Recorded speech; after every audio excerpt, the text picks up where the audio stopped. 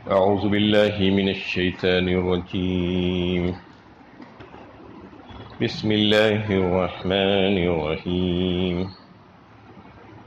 ولقد صرفنا في هذا القرآن للناس من كل مثل وكان الإنسان أكثر شيء جدلا. اور ہم نے اس قرآن میں لوگوں کے لیے ہر طرح کی مثالیں بیان کر دی مگر انسان بڑا جھگڑالو واقع ہوا ہے. یہ سورہ کہف کی 54 نمبر کی آیت ہے. یہاں پر اللہ تعالیٰ قرآن کے ذریعے ہدایت کی بات کر رہے ہیں. اس سے پہلے رکوع میں اگر آپ دیکھیں تو اس دنیا کی بے ثباتی اور ناپائیداری کو مختلف مثالوں کے ذریعے سے اللہ تعالیٰ نے سمجھایا. زمین سے اگنے والی کھیتی اور بارش آسمان سے، اس کے بعد پھر کھیتی ہری بھری رونق دار ہو جاتی ہے، پھر کچھ دنوں کے بعد وہی کھیتی زرد پڑ جاتی ہے اور چورا چورا ہو جاتی ہے، ہوائیں اس کو اڑا کر لے کر چلی جاتی ہیں. یہی انسان کی زندگی اور اس دنیاوی زندگی کی مثال ہے. بیان کیا گیا اس کے پیچھے زیادہ مت پڑو، اس کو مقصد حیات مت بناؤ. یہ بتایا گیا مثالوں کے ذریعے سے کہ آخرت والی جو زندگی ہے وہ لافانی زندگی ہے، ہمیشگی کی زندگی ہے. اس کے لیے محنت اور کوشش کرو اور باقی رہنے والی جو نیکیاں ہیں اس کو کمانے کی کوشش کرو. یہاں کی جو چیزیں ہیں، چاہے وہ مال اور اولاد ہو، چاہے جائیدادیں ہوں، چاہے اور کوئی چیز ہو، سب ختم ہو جائیں گی. المال والبنون زینت الحیات الدنیا والباقیات الصالحات فرمایا. باقی رہنے والی جو ہے وہ نیکیاں ہیں، نیک کام، اللہ تعالیٰ کے احکامات کو پورا کرنا اور اللہ تعالیٰ کے منع کردہ چیزوں سے اپنے آپ کو بچانا. یہ کوشش ہر انسان کو کرنی چاہیے، یہ بتایا گیا. اس کے بعد قیامت میں اور محشر میں پیش آنے والی واقعات اور اس کی ہولناکیوں اور جو کفر کرنے والے جو لوگ ہیں ان کا انجام بد کا تذکرہ کیا گیا، جہنم کے عذاب کا تذکرہ کیا گیا. پھر پچھلے رکوع میں یہ بات بتائی گئی کہ دنیا میں انسان کے پیچھے شیطان لگا ہوا ہے. حضرت آدم علیہ السلام اور ابلیس کا واقعہ بیان کیا گیا کہ اس نے شروع سے یہ ٹھان رکھی ہے اور وہ ہمیشہ انسان کے پیچھے لگا ہوا ہے. اس سے بچ کر رہنے کے لیے کہا گیا. اس کو اور اس کی ذریت کو اپنا دوست اور کارساز نہ بنانے کا حکم اللہ تعالیٰ نے پچھلی آیتوں میں کیا اور کہا کہ وہ نہ صرف تمہارا دشمن ہے بلکہ تمہارے باپ حضرت آدم کا دشمن اور تمہارے رب کا دشمن ہے، اس لیے تم اس کو اپنا دوست اور کارساز کیسے بنا سکتے ہو. اس سے بچ کر رہنے کے لیے بار بار قرآن میں تنبیہ کی گئی ہے. انہ یراکم ہوا وقبیلہ من حیث لا ترونہم فرمایا سورہ اعراف 8ویں پارے میں. وہ اور اس کی قبیل ایسی ہے جو تمہیں دیکھتی ہے لیکن تم اس کو نہیں دیکھتے. تمہارا دشمن اندیکھا ہے. اندھے کا دشمن بہت خطرناک ہوتا ہے، اس سے کوئی مقابلہ نہیں کر سکتا. اس سے مقابلے کی ایک ہی صورت ہے کہ اللہ کی پناہ میں آ جانا، اور اللہ تعالیٰ اس کو بچا لیتے ہیں جو اللہ کی پناہ میں آ جاتا ہے. اللہ کی پناہ میں آنے کا طریقہ کیا ہے، وہ شیطان کے وسوسوں سے بچنے کا طریقہ کیا ہے، ہدایت کے راستے پر چلنے کا طریقہ کون سا ہے، وہ خود اللہ تعالیٰ نے اب اس آیت میں بتا دیا ہے کہ ہدایت کے لیے ہم نے تو تمہارے لیے قرآن کو بھیجا. پوری کی پوری کتاب ہے یہ، ہدایت کا سرچشمہ، اور پھر اس کے ساتھ رسولوں کو بھیجا گیا. تو قرآن کا تذکرہ یہاں پر اللہ تعالیٰ نے کیا کہ ہم نے اس قرآن میں لوگوں کے لیے ہر طرح کی مثالیں بیان کی. مطلب یہ ہے کہ لوگوں کو ہدایت کا راستہ دکھانے اور سمجھانے کے لیے بہترین مثالوں کے ذریعے سے اور پچھلے گزرے ہوئے جو واقعات ہیں پچھلی قوموں کے، وہ عبرت اور نصیحت دلانے کے لیے، اور پھر حجت و دلائل کے لیے، دلائل و براہین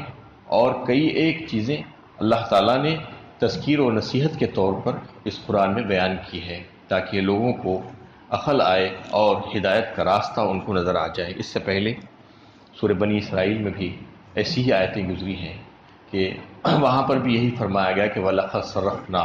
لِلنَّاسِ فِي هَذَا الْقُرْآنِ وَلَقَدْ صَرَّفْنَا لِلنَّاسِ فِي هَذَا الْقُرْآنِ وَكُلَّ مِثْلٍ فَأَبَى أَكْثَرُ النَّاسِ إِلَّا كُفُورًا. وہاں پر یہ بیان کیا گیا کہ ہم نے اس قرآن کو اس پھیر پھیر کر بیان کیا ہے، نصیحتیں تمہارے لیے، مثالیں۔ وَلَقَدْ صَرَّفْنَا لِلنَّاسِ فِي هَذَا الْقُرْآنِ مِنْ كُلِّ مَثَلٍ فَأَبَىٰ أَكْثَرُ النَّاسِ إِلَّا كُفُورًا، فرمایا وہاں پر، یعنی لیکن اس کے باوجود ان کے کفر ہی میں اضافہ ہوتا رہا، ان کے انکار میں اضافہ ہوا۔ اور ایک مقام پر فرمایا وَلَا يَزِيدُهُمْ إِلَّا نُفُورًا، یعنی اضافہ جو ہوا ان کے نفرت ہی میں اضافہ ہوا اس قرآن کے ذریعے سے۔ وہ جو کفار ہیں، جو منکرین ہیں، وہ اس بات کو ماننا ہی نہیں چاہتے، تسلیم کرنا ہی نہیں چاہتے۔ اس کو اللہ تعالیٰ مختلف انداز میں بیان فرماتے ہیں۔ قرآن یہ ایک ایسی کتاب ہے، ایک معجزاتی کتاب ہے، اور یہ رہتی دنیا تک معجزہ ہے۔ اس میں ذرہ برابر بھی شک و شبے کی کوئی گنجائش ہو ہی نہیں سکتی۔ اور قرآن کو اللہ تعالیٰ فرماتے ہیں کہ مختلف انداز میں، مختلف پیرایوں میں پیش کیا گیا، تذکیر و تفہیم کے ذریعے سے لوگوں کو سمجھایا گیا، مختلف اسلوب اس میں اختیار کیے گئے تاکہ لوگوں کی جو طبیعتیں ہیں، مزاج ہے، وہ مزاج کے مطابق اس سے مانوس ہو جائیں۔ مگر اکثر لوگوں کا حال یہ ہے کہ وہ انکار ہی پر جمے رہے۔ موجودہ دور میں منکرین جو ہے قرآن پر جو اعتراض ہوتا ہے وہ یہ کہ اس میں ریپیٹیشن ہے، بار بار کوئی چیز کو اللہ تعالیٰ بیان فرمائے ہیں، یہ کہا جاتا ہے۔ حالانکہ قرآن اس کو جو ہے ہدایت کے طور پر کسی چیز کو جو ضروری ہے تاکید کرنے کا جہاں پر معاملہ ہوتا ہے، وہاں پر کچھ اس انداز میں بیان کرتا ہے کہ لوگوں کو ایسا دکھتا ہے کہ وہ اس کو ریپیٹیشن ہو رہا ہے اور بار بار بیان، حالانکہ بار بار کوئی چیز بیان نہیں ہوئی ایک ہی انداز میں، بلکہ مختلف انداز میں بیان کیا گیا۔ جیسا مختلف واقعات پچھلے انبیاء علیہ السلام کی قوموں کے جو بیان کیے گئے ہیں وہ مختلف ہیں، ایک ایک جز ایک ایک جگہ پر بیان کیا گیا ہے۔ موسیٰ علیہ السلام کے واقعات اگر آپ دیکھیں تو قرآن میں 20 مرتبہ بیان کیے گئے، لیکن ہر جگہ ایک ہی واقعہ نہیں ہے، بلکہ واقعے کا کچھ جز کہیں پر ہے تو کوئی دوسرا جز کچھ دوسرے مقام پر ہے۔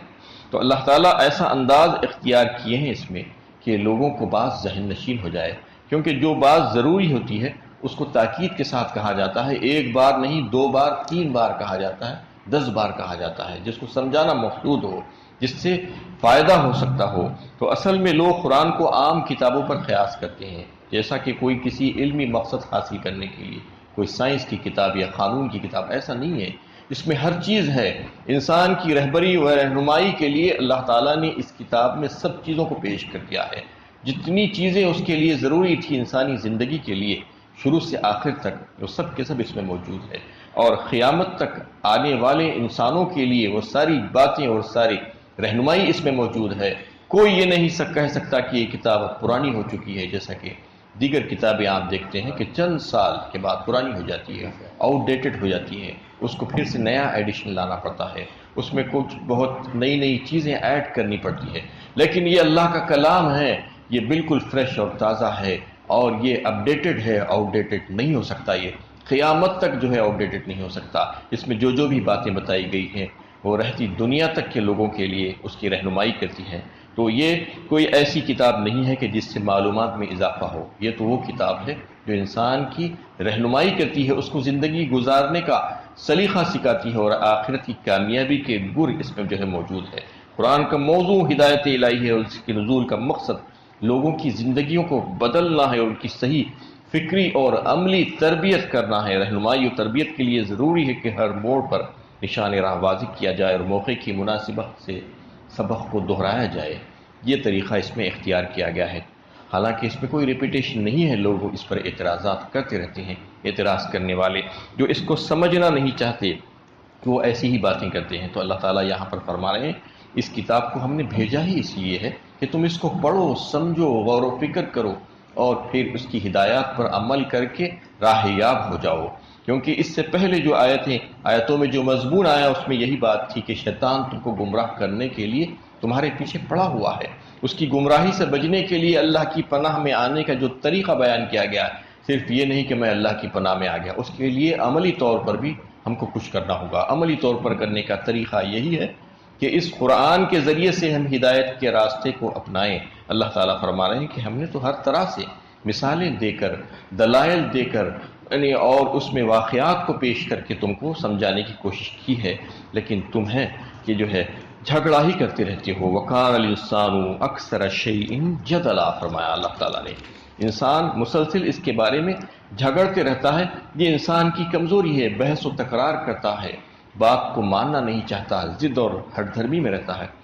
دنیا میں بھی ایسا ہی کر کے تباہ و برباد ہوتا ہے کہ حق کے سامنے آ جانے کے باوجود بھی حق کو قبول نہ کرنا یہ ضد اور ہٹ درمی ہے اور ناکامی کی نشانی ہے، کیونکہ حق اگر سامنے آ جائے تو انسان کتنا بڑا ہی کیوں نہ ہو اس کو چاہیے کہ وہ حق کو قبول کر لیے، اس کی شرافت ہونی چاہیے، ورنہ حق آنے کے باوجود اپنے باطل پر اور اپنے پرانے عقیدے پر جمے رہنا یہ ضلالت اور گمراہی کے سوا اور کچھ نہیں ہو سکتا۔ تو اس میں اللہ تعالیٰ نے قرآن کے ذریعے سے ہدایت حاصل کرنے کے لیے کہا کہ اس کو ہم نے تمہارے لیے بھیجا ہے، لقد انزلنا الیکم کتابا فیہ ذکرکم افلا تعقلون فرمایا ایک وہاں پر سورہ انبیاء 17ویں پارے میں،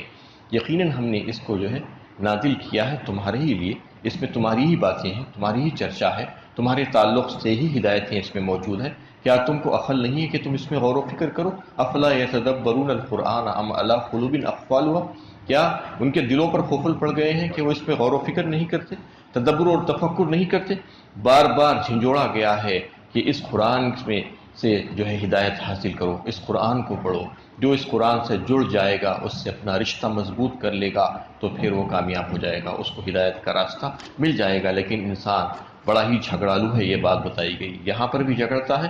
آخرت میں جا کر بھی جھگڑنے کا اس کا ایک واقعہ ایک حدیث کے ذریعے سے جو ہے نبی صلی اللہ علیہ وسلم نے پیش کیا کہ حضرت اسماء رضی اللہ تعالیٰ عنہ اس حدیث کو روایت کرتی ہیں کہ محشر میں قیامت کے روز ایک شخص کو جو کفار مجھ سے ہوگا پیش کیا جائے گا اللہ کے روبرو حساب و کتاب کے لیے۔ اللہ تعالیٰ اس سے سوال کریں گے کہ میرے جو رسول تمہارے پاس آئے تھے تم نے ان کے ساتھ کیا جو ہے معاملہ کیا؟ تو وہ کہے گا کہ میں اے پروردگار میں آپ کے اوپر بھی ایمان لایا اور آپ کے رسول پر بھی ایمان لایا اور ان کی اتباع کی۔ اللہ تعالیٰ اس کے اعمال نامے کو اس کے سامنے رکھیں گے اور بتائیں گے دیکھو اس میں تو ایسا کچھ نہیں ہے، تم جو کہہ رہے ہو وہ بات جھوٹی ہے کہ تمہارا اعمال نامہ یہ تمہارے سامنے ہے لیکن تمہارا وہ عمل نہیں ہے جو تم کہہ رہے ہو۔ واللہ ربنا ما کنا مشرکین کہا ایک مقام پر کہ قسمیں کھا کھا کر مشرکین کہیں گے اللہ کے سامنے کہ ہم مشرک نہیں تھے، جبکہ وہ شرک کیا کرتے تھے، لیکن وہاں پر جھوٹ کی جو عادت یہیں سے پڑ گئی تھی وہاں پر جا کر بھی جھوٹ ہی کہیں گے۔ تو اللہ تعالیٰ ان کے اعمال نامے کو جب سامنے رکھیں گے تو کہے گا کہ یہ میں نہیں مانتا یا اللہ، اے میرے پروردگار اس کو میں نہیں مانتا۔ تو اللہ تعالیٰ اس کے بعد فرشتوں کی گواہی کو پیش کریں گے کہ دیکھو یہ فرشتے تمہارے گواہ ہیں، تمہارے عمل کے گواہ ہیں، تم جو کچھ بھی دنیا میں کرتے رہے تھے اس کو انہوں نے دیکھا اور لکھا ہے۔ تو کہے گا کہ میں ان کو نہیں جانتا، میں اپنے عمل کے وقت ان کو نہیں دیکھا تھا، اس لیے میں ان کو کیسے جان سکتا ہوں اور مان سکتا ہوں۔ اللہ تعالیٰ لوح محفوظ اس کے سامنے کریں گے کہ دیکھو لوح محفوظ میں بھی تمہارا یہی عمل لکھا ہے، تم جو کہہ رہے ہو اس کے خلاف ہے۔ تو وہ کہے گا کہ یا اللہ آپ نے ہم کو ظلم سے پناہ دی ہے۔ اللہ تعالیٰ فرمائیں گے کہ یقیناً تم کو ظلم سے پناہ ہے، تمہارے اوپر اب کوئی ظلم نہیں ہوگا۔ تو یہ کہے گا اس وقت اللہ تعالیٰ سے کہ میں جو غیبی شہادتیں ہیں وہ شہادتوں کو نہیں مانتا، میں اس شہادت کو مانتا ہوں یا اللہ جو میری نفسی شہادت ہے، میری ذات سے جو شہادت ہوگی۔ تو اللہ تعالیٰ کہیں گے کہ اچھا تم اپنے نفس کی شہادت مانتے ہو، تو اس وقت اس کے منہ کو مہر لگا دی جائے گی، منہ کو بند کر دیا جائے گا، اب بولنے کی مہلت نہیں ہوگی۔ الیوم نختم علی افواہہم وتکلمنا ایدیہم وتشہد ارجلہم بما کانوا یکسبون، سورہ یاسین میں اللہ تعالیٰ نے فرمایا کہ اس دن ان کے منہوں پر مہر لگا دی جائے گی جو اس قسم کی بکواس کریں گے، کرنے کی کوشش کریں گے، تو ان کو مزید بولنے کا موقع نہیں دیا جائے گا، اور ان کے ہاتھ جو ہے گواہی دیں گے اور ان کے پیر بات کریں گے، جو کچھ وہ دنیا میں عمل کیا کرتے تھے اس کے بارے میں وہ ان کی نفسی خود کی شہادت ہوگی، ان کی ذات کی طرف سے ان کے اعضاء اس کی گواہی دیں گے۔ تو یہ انسان کے جھگڑالو ہونے کی مثال نبی صلی اللہ علیہ وسلم نے دی کہ یہیں پر نہیں بلکہ وہاں پر بھی جھگڑتا ہوا تباہ و برباد ہوگا اور ہلاک ہوگا۔ تو اس میں اللہ تعالیٰ نے اس قرآن کے ذریعے سے نصیحت حاصل کرنے کے لیے کہا ہے کہ جو کوئی اس قرآن سے جڑ جائے گا وہ ہدایت کے راستے پر گامزن ہو جائے گا۔ وَمَا مَنَعَ النَّاسَ أَن يُؤْمِنُوا إِذْ جَاءَهُمُ الْهُدَى وَيَسْتَغْفِرُوا رَبَّهُمْ إِلَّا أَن تَأْتِيَهُمْ سُنَّةُ الْأَوَّلِينَ أَوْ يَأْتِيَهُمُ الْعَذَابُ قُبُلًا۔ اور جب لوگوں کے پاس ہدایت آ گئی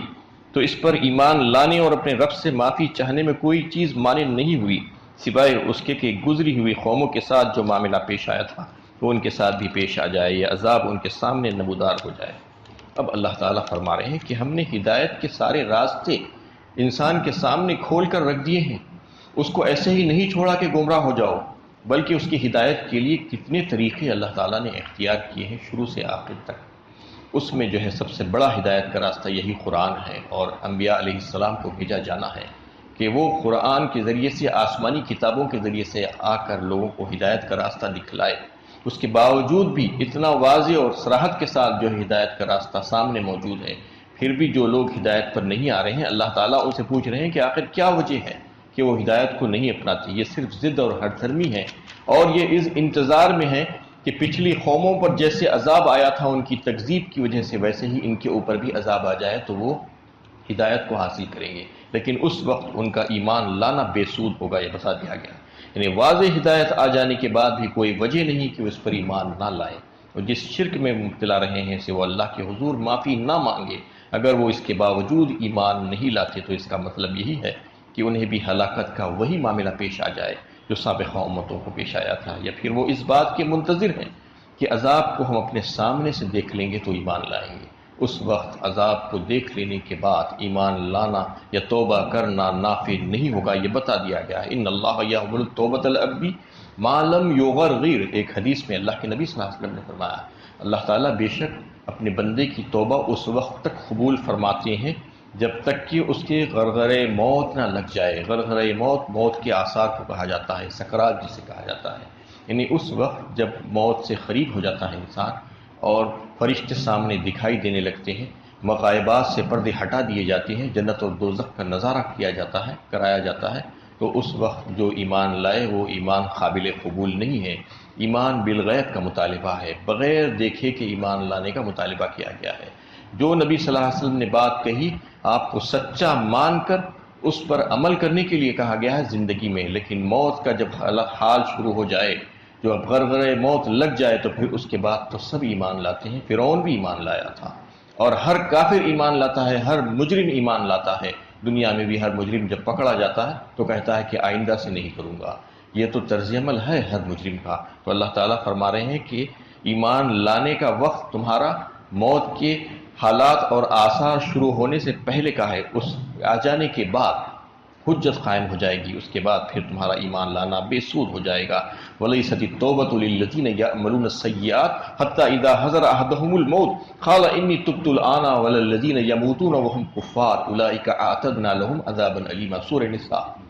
چوتھے پارے میں اللہ تعالیٰ نے فرمایا کہ وہ اس کی توبہ قبول نہیں ہے جو موت کو سامنے کھڑا ہوا دیکھ لے، اس کے بعد کہے کہ یا اللہ مجھے معاف کر دیجیے، میں توبہ کرتا ہوں۔ وَلَيْسَتِ التَّوْبَةُ لِلَّذِينَ يَعْمَلُونَ السَّيِّئَاتِ حَتَّى إِذَا حَضَرَ أَحَدَهُمُ الْمَوْتُ، زندگی بھر گناہ کرتا رہا اور توبہ کی توفیق نہیں ہوئی، توبہ کی طرف رجوع نہیں ہوا، اللہ تعالیٰ سے معافی نہیں مانگا۔ جب موت کا وقت آ گیا، غرغرے موت لگ گیا، تو اس وقت معافی مانگ رہا ہے، یہ موت، یہ جو ہے اس کی توبہ اس وقت قبول نہیں ہوتی، اس کے لیے تو جہنم ہے۔ اولئک اعتدنا لهم عذابا الیما، اور دردناک عذاب اللہ تعالیٰ نے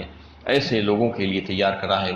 اور وہ کفر ہی کی حالت میں مریں گے جو زندگی میں ایسا مذاق بنا کر رکھ لیا ہے، اللہ تعالیٰ کے احکامات کو جو ہے پورا نہیں کیا، اس پر عمل نہیں کیا، اور اللہ تعالیٰ سے اپنے گناہوں اور قصوروں کوتاہیوں پر معافی نہیں مانگی، وہ وقت نکل گیا، تو پھر سمجھ لینا چاہیے کہ عذاب کو سامنے دیکھ لینے کے بعد جو کوئی ایمان لائے گا یا توبہ کرے گا تو اس کی توبہ قابل قبول نہیں ہے۔ اس آیت میں جھنجھوڑا گیا ہے اور خبردار کیا گیا ہے کہ ہدایت کے راستے تمہارے سامنے موجود ہے، بہترین ذرائع قرآن اللہ تعالیٰ نے تمہارے لیے ہدایت ہی کے لیے بھیجا ہے، اس کو پڑھو اور سمجھو۔ اس کے آ جانے کے باوجود اگر کوئی ہدایت کو نہیں اپناتا تو اس کی ضد اور ہٹ دھرمی ہے، بس وہ انتظار کر رہا ہے اپنی موت کا، عذاب کا، کہ عذاب اس کے سامنے آ جائے تو میں ہدایت کو اپناؤں گا، لیکن اس وقت اگر وہ ہدایت کو اپنائے گا بھی تو وہ اس کا جو ہے اس کو کوئی فائدہ نہیں ہوگا۔ اللہ تعالیٰ سے دعا ہے کہ اللہ تعالیٰ ہمیں صحیح علم و عمل کی توفیق عطا فرمائے۔